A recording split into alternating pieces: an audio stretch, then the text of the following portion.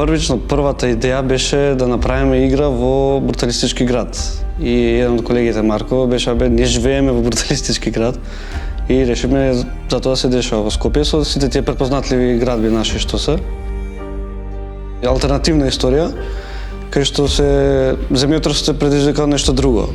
И буквално се наоѓа нешто што ја просперира науката толку брзо, што луѓето го губат етиката и моралот за што сме и како сме да се прави. Се оди надоле и вие сте буквално последната шанса да се врати се во некаков си ред.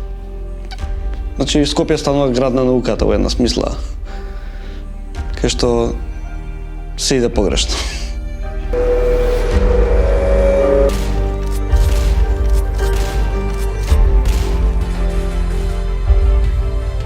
Играта Скопје има за цел да представи македонската култура делумно, која што особено од времето на Југославија, како што напомена бруталистичката архитектура и општата архитектура на Скопје, вклучително старото Скопје, чаршијата и голем број на други градби кои што се направени по земјотресот.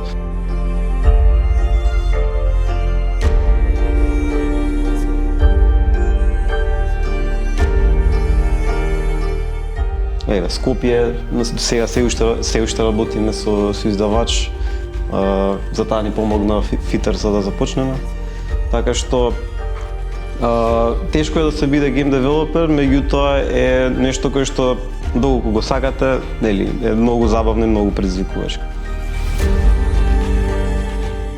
Имавме дури пушбек од една од паблишерите што ги нудевме, дека рекоа не ни се свиѓа името, затоа што никој не го знае и нема да лесно се продаде. Буквално инсистиравме, сакаме играта да се вика Скопје за да го ставиме Скопје надвор на мапа.